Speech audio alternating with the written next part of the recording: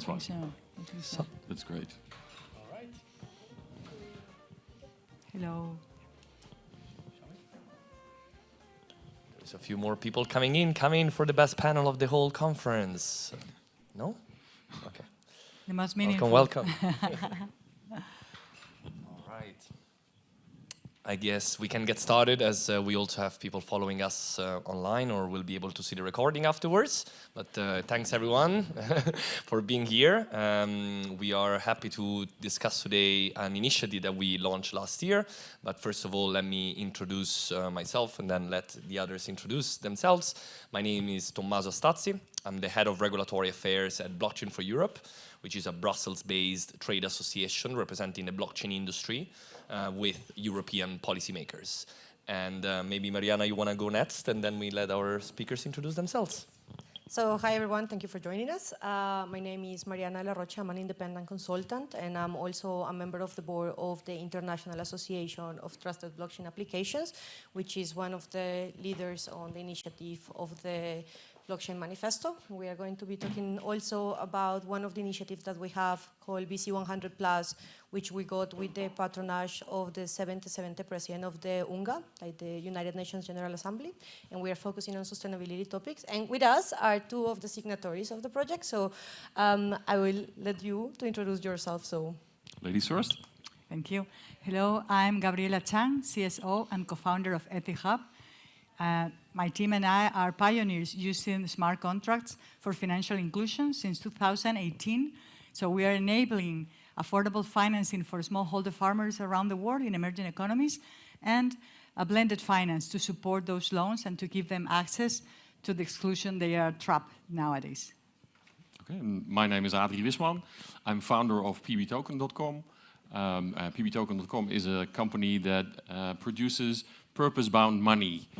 So money that is earmarked for certain purposes, and the issuer determines who gets how much, where they can spend it on, and what and when. All right, thank you both. And we're going to have time to delve into the details of their projects in a bit. But just to give you a bit of the context and why we're here, why we wanted to have this conversation, and how this whole process started actually. So just a very quick, let's say, intro to the whole, we actually just heard a very interesting panel about MiCA, right? So the first regulatory framework that was introduced by the European Union to regulate the crypto asset industry. So Mariana and I, we actually met during those years when the European policymakers were discussing the MiCA regulation. And Blockchain for Europe, the association that I represent, and INATBA, the association that Mariana is on the board of, were part of this process, right? We were somehow involved as the voice of the industry. We were trying to make sure that whatever MiCA was going to be, whatever was going to be written in the MiCA regulation would actually make sense for the blockchain industry. So in that process, we have been engaging a lot with the European policymakers to talk about all of the priorities, all of the topics that we wanted to see addressed in MiCA, but also in other pieces of legislation. And in the past year, last year was an important year, generally speaking, for the European Union, because we were finishing the previous EU mandate, right, with the European Commission that started in 2019 and it was finishing now in 2024. We had the European elections in June, and now we're literally in the process of establishing a new European Commission. We have a new European Parliament, so new faces, new people, new topics, new priorities. And that's when we got together with other associations that are working in this space with us, and we thought, how can we make sure that the topics, our topics of priorities, remain on the agenda of the European Union for the next few years? And that's when we got together with all of our members and all of our stakeholders, and we produced a manifesto. It's not a huge manifesto, it's a couple of pages, but we invite you all to have a look at it. It can be still found online, so you'll be able to either look for it online or we'll give you the link or the QR code. The point of this manifesto is that we tried and think about Europe and how can Europe and the European Union really unleash the potential of blockchain technology, and not just in the financial services area, right? This is the most important aspect and why we're here today, really. We want to talk about blockchain outside of only crypto and only the transmission of money or all of the other use cases that relate to more the financial services space. We believe that blockchain has a transformational potential for so many other different industries and sectors. And that's why in our manifesto, we identified a number of pillars, 3 pillars, that are what we believe will be the most important priorities for the European Union to really, again, unleash the potential of blockchain. So these pillars actually are the competitiveness of the European Union economy, the digital transformation of the European Union economy, but also, and this is why we're here today, and I'm gonna let Mariana delve into this topic a bit, the sustainability aspect, right? So we all know how important the fight against climate change is, of course. We all know how many criticism there is also around the blockchain industry because of the high energy consumption that certain protocols might present. But, and this is where Marianne and we started working together on these topics, we also believe that blockchain has a great potential for sustainability, right? We believe that using blockchain technology can really help our fight against climate change and address some societal challenges that we are all facing. And so in the sustainability pillar, this is where I think Mariana is very happy to jump in and tell us a bit more. And then indeed, I think we're gonna hear directly from the projects that we are looking at when talking about blockchain for sustainability. Thanks. Thank you. That was a really quick overview of everything that we did with the manifesto. But yeah, one of the pillars is sustainability, and is a broader understanding of sustainability. So we are not looking at the climate impact, but we are also looking at the Sustainable Development Goals, which go beyond just the climate part, right? So we are talking about inclusion, we are talking about education, we are talking about eliminating hunger. So all of these different goals have been incorporated inside this pillar, and we are also trying to just take a step back from when we talk about sustainability, just talking about the energy consumption of the blockchain, which has been a really big discussion out there, which I don't understand why the focus is on blockchain and not on AI, considering the amount of energy that we need there. I guess someone did a really good lobby. But we wanted to showcase that beyond this energy consumption part, blockchain can actually help us to maximize the power of different projects for the achievement of the Sustainable Development Goals and the European goals, whether it is the Green Deal or any other of the regulations. So we are doing a lot of awareness raise inside of the Commission and with the authorities to showcase these projects that are also on the blockchain sphere, not just the crypto, as Tommaso said, also stepping away from the financial implications of the technology and looking at the infrastructure level of the technology and the infrastructure layer in how we can actually build on top of these technologies. Both of them are going to walk us through a little bit of that. And we work also inside of the manifesto with the BC 100+, which is the initiative that we have directly with the patronage of the United Nations, the former president of the UNGA. And we have been collaborating with different agencies to see how we can actually bring the attention into these projects. So these projects can cooperate with the development sector, whether it is UNICEF or any other NGO working in the specific areas where the projects are working, so they can maximize what they're doing, and we can finally have an opportunity to push forward the achievement of those goals, because we have historically failing with the Millennium Goals, for example, and we don't want to repeat the story with the SDGs. So we are trying to see how we not only bring visibility to these projects, but how we take these projects into the right eyes so they can get the contact, the funding, and all the support they need to generate global impact, right? Because we need to break the blockchain bubble, because a bubble can only grow as big as the bubble, and we need global adoption to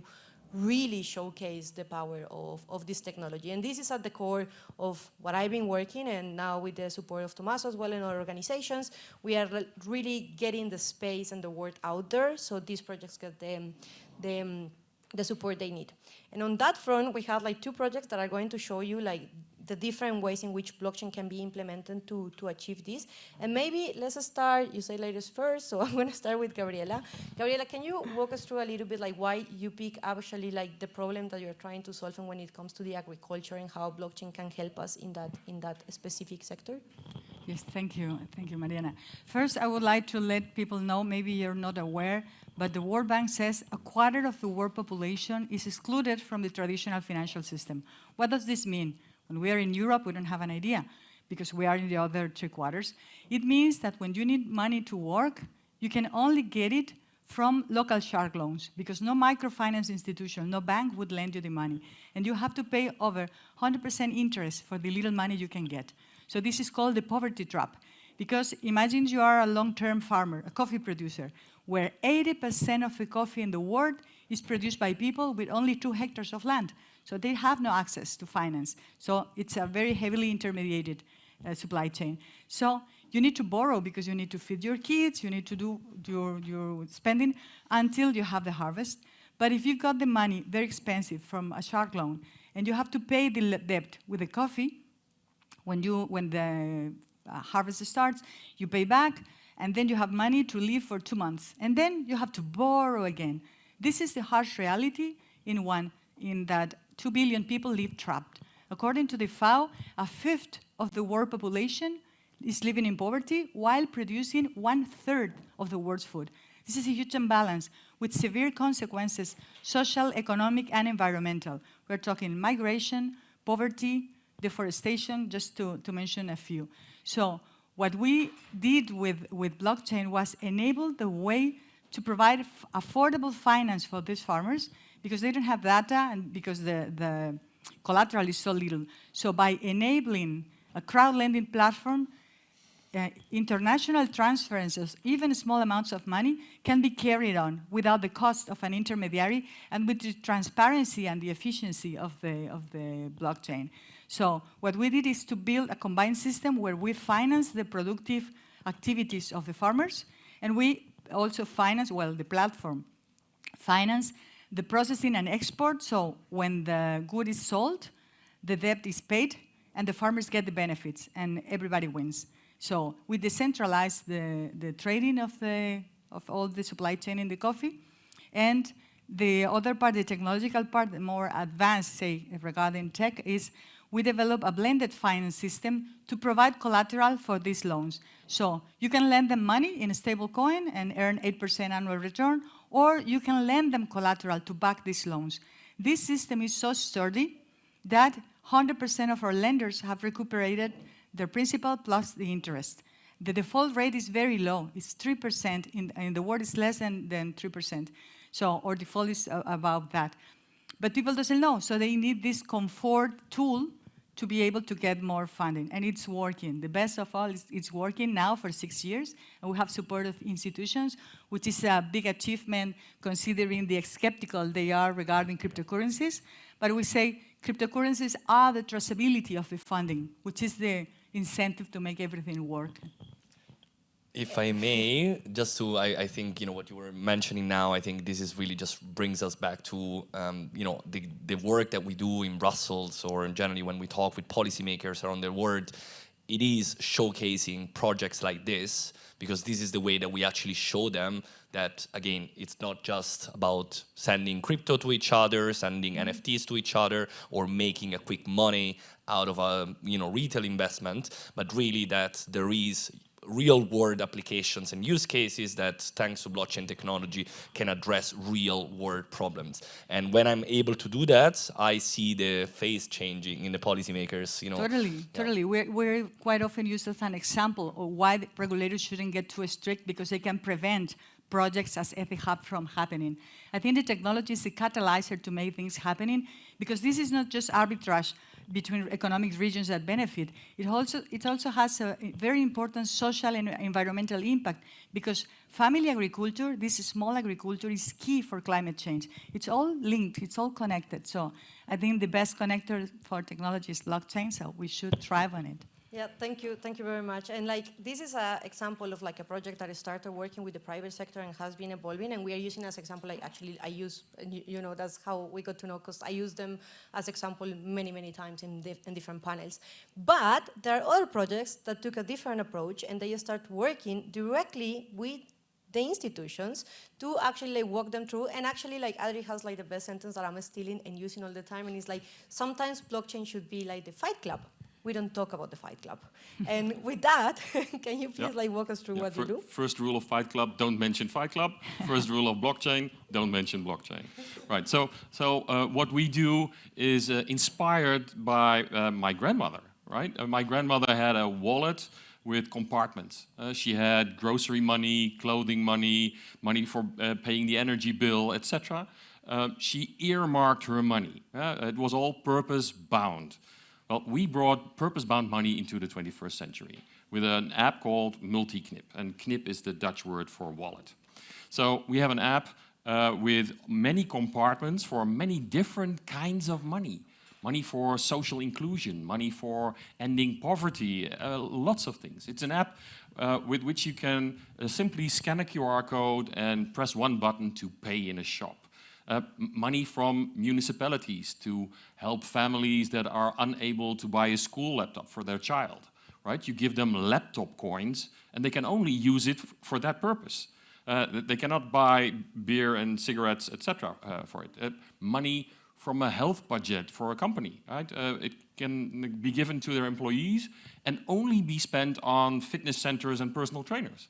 And they only pay for what was really used. If you are a person that doesn't use that budget, then that budget stays with the company.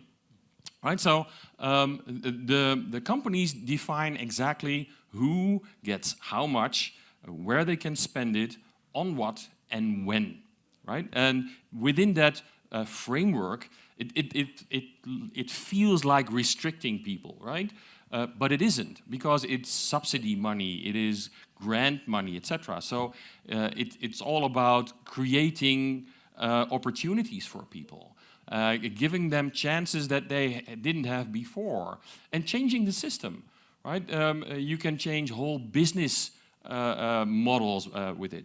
I'll give you an example. A municipality came to me and said, listen, we want to give bicycles to Ukrainian refugees. Now you can call AliExpress and ask for 200 bicycles, but the money will go out of the country and doesn't help the local economy.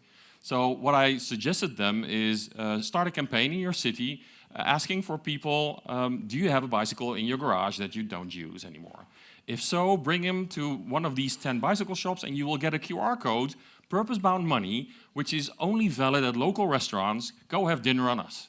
Right, the bicycle shops, you pay 50 euros to renovate the bicycle, and the Ukrainian refugees, you give a coin to receive one bicycle. Now I have happy citizens, happy restaurant owners, happy bicycle shops, happy Ukrainian refugees, a happy municipality, and I saved 200 bicycles from the scrapyard doing circular economy. Right, so you can change the whole business plan without all the administrative burden.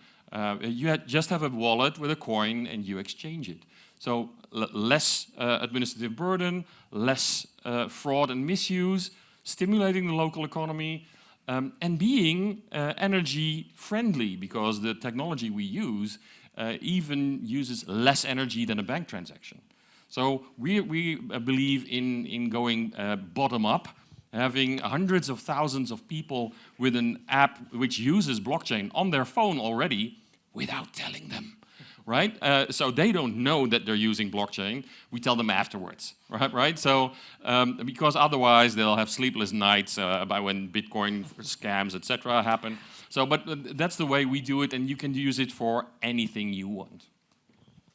That's really impressive, and there are like hundreds of examples that that Adri has done, like not only with the bicycles, but also like baby money is called in the Netherlands, I think, the project to actually like support mothers that just have a newborn. There's also a project that was used for the the distribution of subsidies, for paying the energy bills for families that were affected during the COVID time.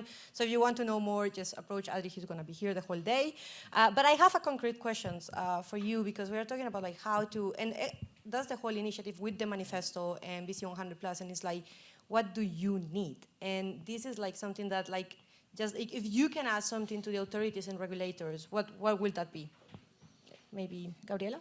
Well, in your case, there's a lot of funding meant to solve the problems, and these development institutions are willing to find a tool as we are built, but regulation prevents them from, because they don't feel comfortable when we said, because I cannot hide the word blockchain too long, the first 10 minutes, yes, but then how do you make the transfer and so cheap? Huh? And then it comes that part. So we need more adoption from the institutions.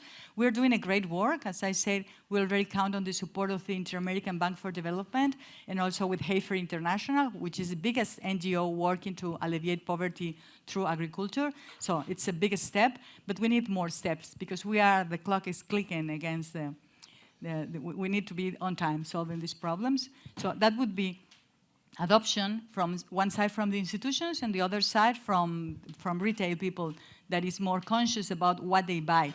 Because I always say this, all of us who has the privilege of having 3 meals a day, we move the world, we move the economy with our decisions. What coffee do you buy? Shade-grown coffee or intensive coffee where there's a green desert, no biodiversity? Or local food, or whatever. So we move the economy with our decisions. So I would ask people to be more conscious, we're becoming, and spreading the word and adopting from the 2 points, the retail and the institutions. I would say that we need more knowledge in government about blockchain, right? All these misconceptions. When I say the word blockchain, they hear the word Bitcoin. Right, so that's the first thing you have to explain. Now, Bitcoin is the steam engine of the blockchain world. We're something different, right? The problem is there are so much prejudice, and the customers don't care, right?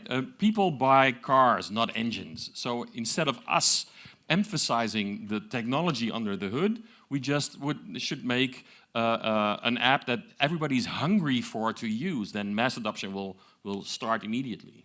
I think that that's a great point, because we need to focus on the greater vision of like what is the impact of technology in the world, because nothing has been moving anything as fast as technology does, right? Like with the invention of the car, we absolutely changed like how we understand even borders. So I think that on that you two are right, so more education. So on that note, and because you have been making a lot of questions but not speaking about what you do. Yes, no, I think so, the topics mentioned today, but also some of these remarks that we just heard, they hit the spot, right? And exactly this is basically what I've been doing in Brussels with the European policymakers for the last 4 years almost.